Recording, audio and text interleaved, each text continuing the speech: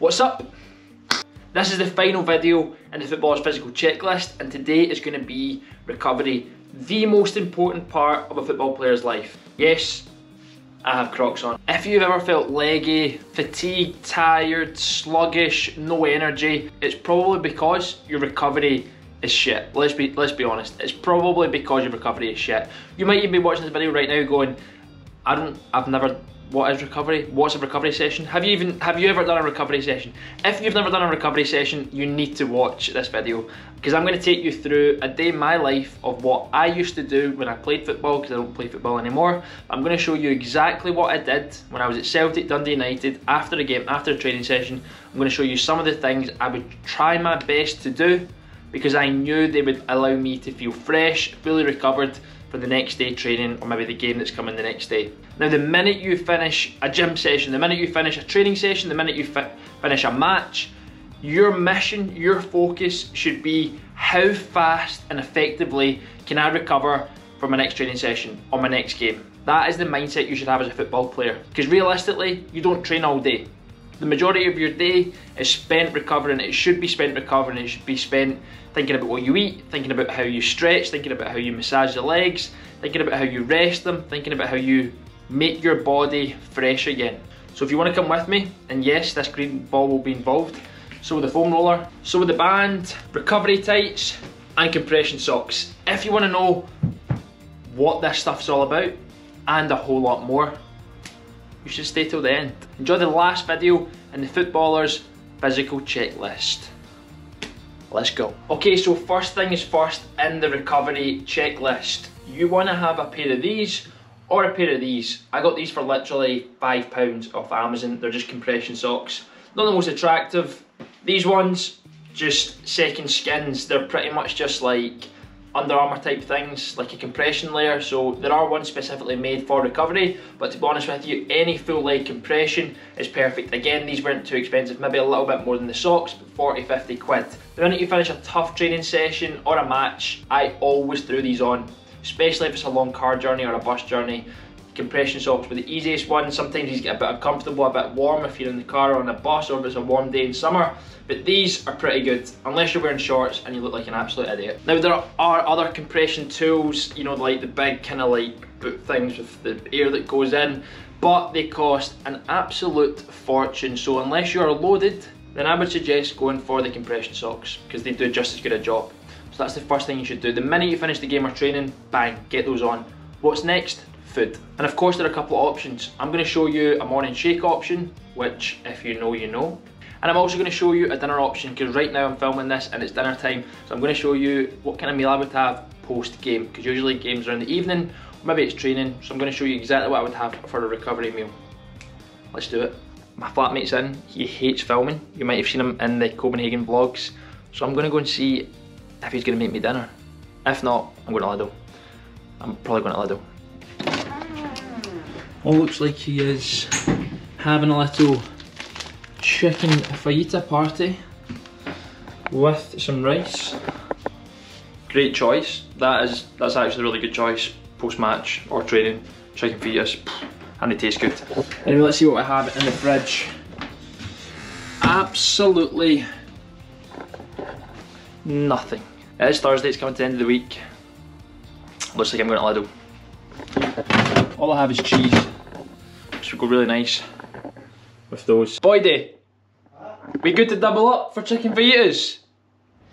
I said aye. What'd you say? Oh fuck. Aye? It's good news. We're doubling up, so I don't have to go out. I found some chicken in the freezer, defrost it, chicken fajitas for dinner. In terms of recovery, there actually doesn't get a much better meal. You get everything you want in there. If you think back to the performance plate from the nutrition video in the footballer's physical checklist, that's what we talk about. Recovery is the holy grail and possibly the most time-consuming part of being an athlete and football player, but in a good way. No player will spend any longer than 4 out of 24 hours training per day, which means you're left with 20 hours to focus on your recovery. A lot of time. So it's time. 2 wraps to begin with, some salsa, some black, oh, bringing it all through. Chicken and the rice all in here.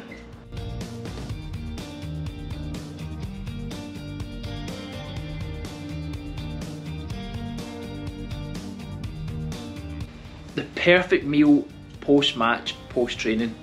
Having a Coke Zero as well. Not every night, some nights though.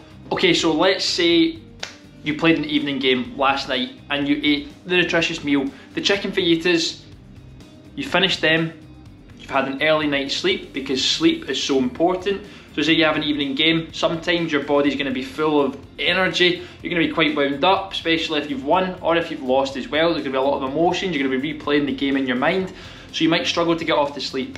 But the key thing is to do your best and try and get off to sleep as quickly as you can.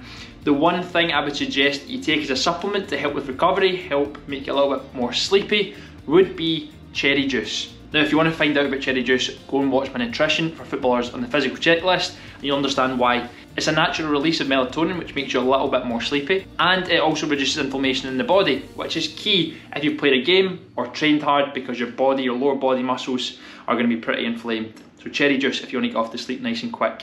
So you've woken up, it's a brand new day, it's a fresh start, you've had your morning shake, you've had your protein shake, and now it's time to crack on with the rest of recovery. So what do?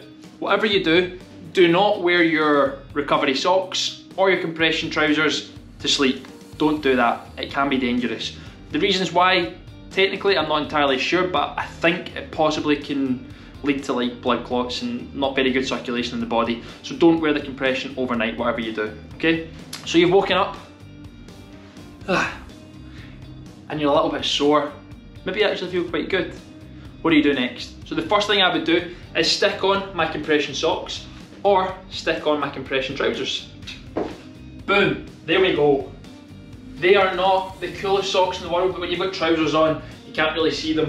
You can still see this bit. If you put on a pair of white socks over the top of black socks, you won't be able to see them when you've got trousers on. But listen, if you're hanging about the house, chilling about the house, it's cool to keep these on. Keeps everything compressed, and it just increases that circulation, increases the blood flow, gets rid of all the bad stuff, and will help you feel fresher quicker. Especially if you get tight calves or ever suffer from cramp in games. The recovery tights, maybe a little bit cooler, I might have them on later on. And wear these throughout the full day if you can. And remember, always take them off before you go to sleep. Okay, so we have changed it up. We've got the compression tights on, a little bit nicer, especially when you've got shorts on. A little bit more uncomfortable when you're wearing trousers though. But listen, they do the job, they help. It's the 1%, they add up, they make a difference. Now, as you can see here, I have a bicycle. Now this bicycle, because I'm in the garage gym, would usually be on this thing called the Turbo Trainer, where the back wheel attaches to a little spin thing and you can sit on and pedal away. Now, the day after a game, the day after a hard match, the day after a hard training session, if you're on a recovery day, you want to kind of stay off your legs to an extent. You want to do low impact stuff. So cycling, 10 to 15 minute cycle, 10 to 15 minute swim, 20 to 25 minute walk. Perfect for recovery. Get the blood flowing, you've got your compression tights on, you've got your compression socks on, you're out a stroll, you're out a little cycle, maybe you're in the gym having a little cycle. Okay, so once you've done that, it's now time to move on to step 3. So we have had a nutritious dinner, nutritious breakfast, compression, got the heart rate up, got the blood flowing around the body, starting to flush all that rubbish out from the game. And now it's time for mobility, for foam roller, for band work, for massage gun. Okay, so we've moved on to some more active recovery stuff.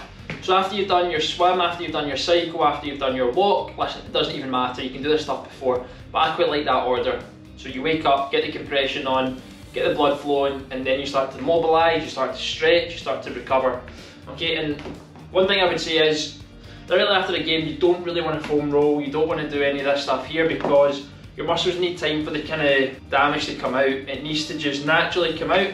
You don't want to start foam rolling because you don't want to do yourself any more damage. So directly after the game, the only thing I would recommend from a recovery point of view would be swimming, compression, a light spin. Obviously protein shake, good food, that's all I would recommend. Save all the hard work for the day after. Like you will have seen us doing the full body mobility and the prehab, you do a full body scan. So when you get into the gym after you've done your spin, the muscle soreness will start to come out, because those of you who play football will know DOMS, delayed onset muscle soreness, tends to come out 24 hours to 48 hours after the game. So directly after, morning after, you might not actually feel sore. Maybe afternoon, like your evening, you start to feel a little bit tight. So just shut your eyes, you can do it you can do it with your eyes open if you want, and just think, what's tight? What's tight? Okay. Hamstring, left hamstring a little bit tight, right quad, hip flexor and right calf. Okay, those are your target areas. So when you start foam roll those areas. When you start using the hockey ball to get right deep in, do those areas that are tight. When you start stretching with the band or just doing dynamic or static stretching with your body, target those areas. Now I don't have the massage gun on me, so obviously what do you do with that? Target the tight areas. It's as simple as that. Recovery doesn't have to be complex, you don't have to get all these machines involved, you don't have to go for cryo chambers therapy, whatever the hell that is called. It's a fortune, it looks cool. Does it help? Maybe a little bit, but so does all this, and it's a lot cheaper, if not free.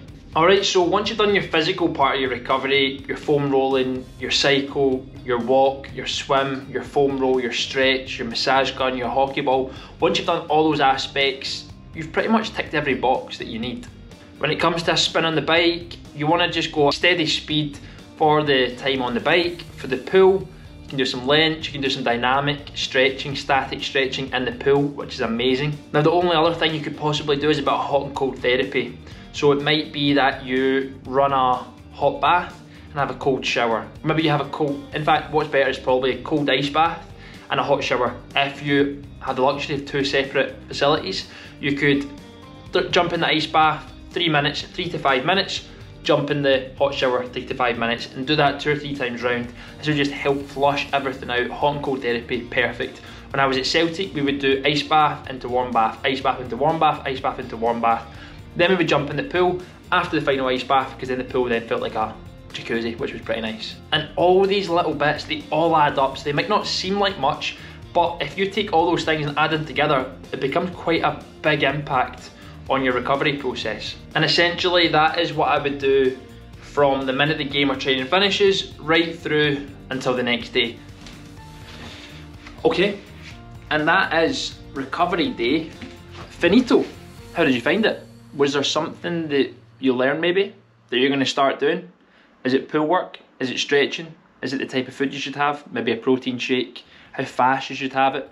You know, directly after training or a game? Ice baths, hot baths, ice baths not for me. This was the final video in the Footballer's Physical Checklist. It was on recovery. If you enjoyed it, you should go and watch the other videos in the series that tell you how to be the fittest player in your team, be the strongest player in your team, and be the most powerful player in your team. There's also an amazing video on nutrition and how to eat like an athlete. And don't forget guys, please like, comment and subscribe. And if you would like a free workout guide, check out the links below. You might just be able to get your hands on one. Thanks for watching, and I'll see you in the next video.